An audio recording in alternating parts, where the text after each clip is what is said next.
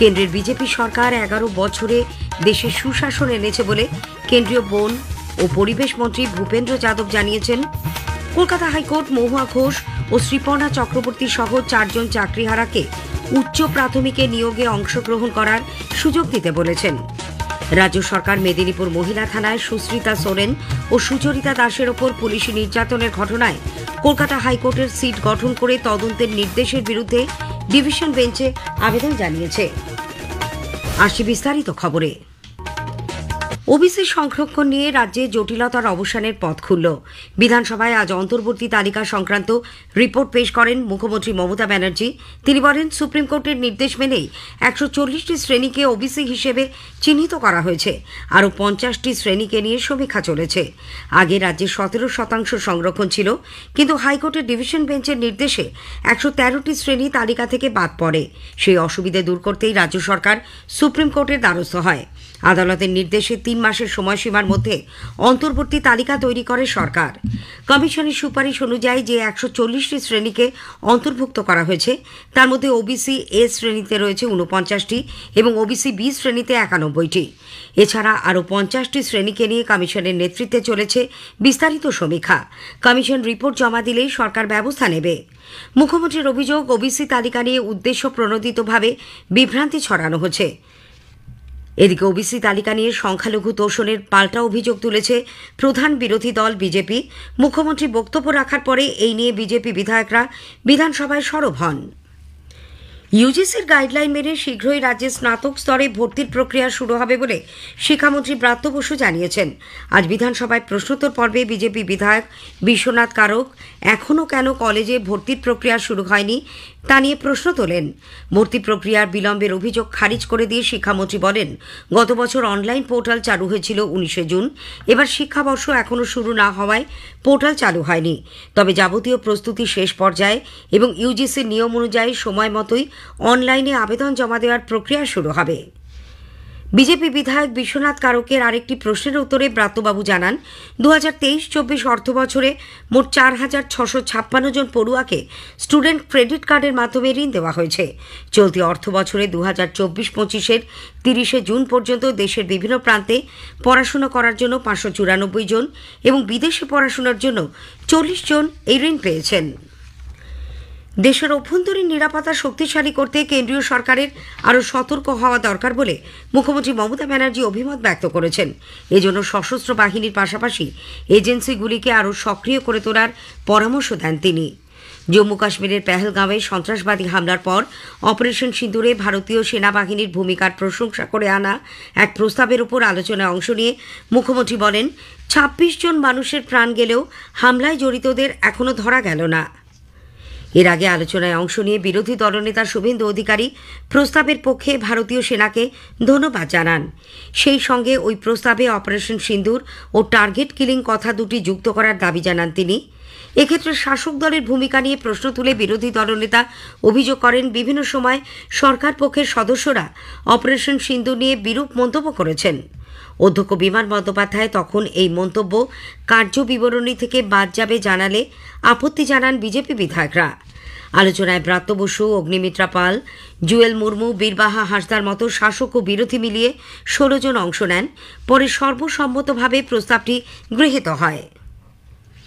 কেন্দ্রের বিজেপি সরকার 11 বছরে দেশে সুশাসন এনেছে বলে কেন্দ্রীয় বন ও পরিবেশ মন্ত্রী বর্ষীয়ান বিজেপি নেতা ভূপেন্দ্র যাদব জানিয়েছেন। কেন্দ্রের মোদী সরকারের 11 বছর পূর্তি উপলক্ষে কলকাতায় আজ এক সাংবাদিক বৈঠকে তিনি বলেন, দেশ ক্রমশ আত্মনির্ভরতার দিকে এগিয়ে চলেছে, দুর্নীতি দূর হয়েছে, মানুষ দারিদ্র্যমুক্ত হয়েছেন। তিনি আরও বলেন, সন্ত্রাসবাদীরা আগে এদেশে এসে নাশকতামূলক তৎপরতা চালাত, কিন্তু বর্তমানে প্রধানমন্ত্রী নরেন্দ্র মোদীর নেতৃত্বে অপারেশন সিন্দুরের মাধ্যমে ভারত গোটা বিশ্বকে দেখিয়ে দিয়েছে শত্রুর এলাকায় গিয়ে কিভাবে তাকে বিনষ্ট করা সম্ভব। কেন্দ্রের বিভিন্ন জনকল্যাণমূলক পদক্ষেপের উল্লেখ করে মন্ত্রী বলেন, কেন্দ্র এমন দেশ গড়ে তুলতে চায় যেখানে উন্নয়ন, মহিলাদের বেশি মাত্রায় অংশগ্রহণ এবং সন্ত্রাসবাদের বিরুদ্ধে জিরো টলারেন্স নীতি মেনে চলা হবে। তা পূরণে রাজ্য সরকারগুলিরও সক্রিয় ও গঠনমূলক মনোভাব প্রয়োজন। কিন্তু পশ্চিমবঙ্গে মমতা ব্যানার্জির সরকার তোষণ, দুর্নীতি ও বিভিন্ন হিংসাত্মক কার্যকলাপে জড়িত। মালদা, মুর্শিদাবাদ, সন্দেশখালীর ঘটনায় রাজ্যে প্রশাসনিক ব্যর্থতাই প্রকাশ পেয়েছে। মহিলাদের উপর অত্যাচার, এসএসসি দুর্নীতি, 26,000 চাকরি বাতিল ও সবচেয়ে বেশি বেকারত্বের জন্য এ রাজ্যের সরকার সম্পূর্ণ দায়ী বলে তিনি অভিযোগ করেন। कोई 6 महीना ऐसा नहीं जाता है जब ममता बनर्जी जी के राज में महिलाओं पे अत्याचार ना हो। हाल ही में मुर्शिदाबाद और मालदा की वायलेंस की घटनाओं में कोर्ट को हस्तक्षेप करना पड़ा। ममता बनर्जी जी के शासनकाल में एसएससी एग्जाम का सबसे बड़ा घोटाला हुआ और 26,000 से ज्यादा स्कूल टीचरों को जॉबलेस किया। এদিকে বিজেপি রাজ্যে পরিবেশের ভারসাম্য রক্ষায় কেন্দ্রীয় পরিবেশ মন্ত্রীর হস্তক্ষেপ চেয়েছে। বিরোধী দলনেতা শুভেন্দু অধিকারী আজ ভূপেন্দ্র যাদবের সঙ্গে দেখা করে এ বিষয়ে আবেদন জানান। সেবা, সুশাসন এবং গরিব কল্যাণ এই 3 নীতিকে ভিত্তি করে বিগত 1 দশকে ভারতের পরিবর্তনের যে যাত্রা শুরু হয়েছে তারই বিশেষ প্রতিবেদন উপস্থাপন করছে আকাশবাণী সংবাদ। এই পর্বে থাকছে প্রতিরক্ষা ক্ষেত্রে আত্মনির্ভরতা, যা ভারতকে বিশ্বের অন্যতম সামরিক শক্তি হিসেবে গড়ে তুলেছে। আমাদের প্রতিনিধি অভিরূপ ভট্টাচার্যের একটি প্রতিবেদন।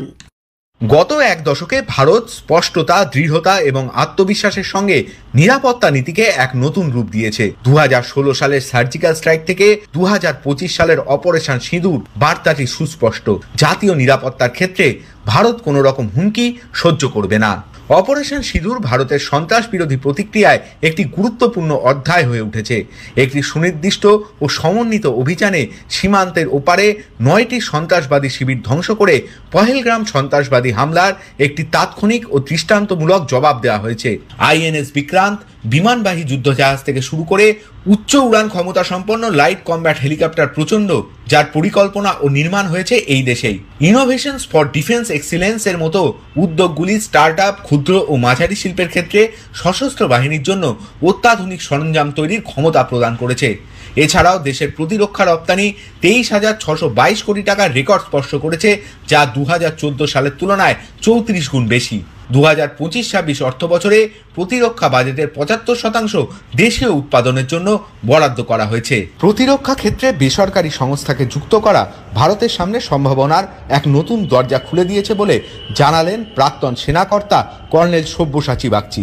শুধু আমরা নিজেরাই আত্মনির্ভর হচ্ছি না, আমরা ওই 85% ইম্পোর্ট করে যে ফরেন এক্সচেঞ্জ ব্যয় করতাম তাতে অনেকটা সেভ করছি এবং নিজেরাও টেকনোলজি ডেভেলপ করে আত্মনির্ভরতাটাকে আরো এনশিওর করছি। এবং ডিফেন্সের যে একটা যে ডক্ট্রিন থাকে তার ডক্ট্রিনে একটা অ্যাসুরেন্সের ব্যাপার থাকে। আমি সেদিন কথায় কথায় মেনশন করেছিলাম যে ডেটারেন্স, কম্পিটেন্স অ্যান্ড অ্যাসুরেন্স, এই অ্যাসুরেন্সটা শুধু নিজেদের ক্ষেত্রেই নয়, অ্যাসুরেন্সটা আশেপাশে ছোটখাটো কান্ট্রি যারা আছে তারাও একটা অ্যাসুরেন্স চাই বিগার কান্ট্রি থেকে। আমরা যেরকম আগে আমেরিকা থেকে চেয়েছিলাম বা ধরুন অন্যান্য জায়গা যেমন তার থেকে এখনো চাই, সেই অ্যাসুরেন্সটাও দরকার। এমন একটা জায়গায় আসবো যে সত্যি অর্থে ফোর্থ ডিফেন্স পাওয়ার ইউএসএ, রাশিয়া, চায়না আর তারপরই স্থানীয় সংবাদ শুনছেন আকাশবাণী কলকাতা কেন্দ্র থেকে। কলকাতা হাইকোর্ট মহুয়া ঘোষ ও শ্রীপর্ণা চক্রবর্তী সহ 4 চাকরিহারাকে উচ্চ প্রাথমিকে নিয়োগে অংশগ্রহণ করার সুযোগ দিতে বলেছেন বিচারপতি Saugata Bhattacharya. School service commission এসএসসিকে আজ এই নির্দেশ দেন। আগামীকাল উচ্চ প্রাথমিকে এই কাউন্সেলিং রয়েছে। রাজ্য সরকার মেদিনীপুর মহিলা থানায় সুশ্রিতা সোরেন ও সুচরিতা দাসের ওপর পুলিশি নির্যাতনের ঘটনায় কলকাতা হাইকোর্টের সিট গঠন করে তদন্তের নির্দেশের বিরুদ্ধে ডিভিশন বেঞ্চে আবেদন জানিয়েছে। বিচারপতি তীর্থঙ্কর ঘোষ সিট গঠন করে তদন্তের নির্দেশ দিয়েছিলেন। তার বিরুদ্ধে 2 বিচারপতি তপব্রত চক্রবর্তী ও ঋতব্রত কুমার মিত্রের ডিভিশন বেঞ্চে আজ রাজ্যের তরফে এই আবেদন জানানো হয়। বেঞ্চ আগামী 17 জুন রাজ্যকে এফআইআর এর কপি জমা দিতে বলেছে। ওই দিনই মামলার পরবর্তী শুনানি। বিকশিত কৃষি সংকল্প অভিযান কর্মসূচিতে পূর্ব বর্ধমানের বুদবুদে কৃষি বিজ্ঞান কেন্দ্রে আজ এক শিবিরের আয়োজন করা হয়। জেলার বিভিন্ন জায়গা থেকে প্রায় 700 জন কৃষক এতে অংশগ্রহণ করেন। এবারে স্পটলাইটের বিষয় স্থূলতা ও তার প্রতিকার। আলোচনায় অংশ নিয়েছেন বিশিষ্ট পুষ্টিবিদ নন্দিতা দাস, তার সঙ্গে কথা বলেছেন সন্দীপা দাশগুপ্ত। 2 পর্বের অনুষ্ঠানটির প্রথম পর্ব প্রচারিত হবে আজ রাত 8:30টায় আকাশবাণীর সঞ্চয়িতা প্রচার তরঙ্গ এবং সোশ্যাল মিডিয়া প্ল্যাটফর্মে। শেষ করার আগে স্থানীয় সংবাদের বিশেষ কিছু অংশ আরও একবার। ওবিসি সংরক্ষণ নিয়ে রাজ্যে চলা জটিলতার অবসানের লক্ষ্যে বিধানসভায় আজ অন্তর্বর্তী তালিকা সংক্রান্ত রিপোর্ট পেশ করা হয়েছে। দেশের অভ্যন্তরীণ নিরাপত্তা শক্তিশালী করতে কেন্দ্রীয় সরকারের আরও সতর্ক হওয়া দরকার বলে মুখ্যমন্ত্রীর অভিমত। কেন্দ্রের বিজেপি সরকার 11 বছরে দেশে সুশাসন এনেছে বলে কেন্দ্রীয় বন পরিবেশ মন্ত্রী ভূপেন্দ্র যাদব জানিয়েছেন। স্থানীয় সংবাদ শেষ হল, পরের খবর 8:10।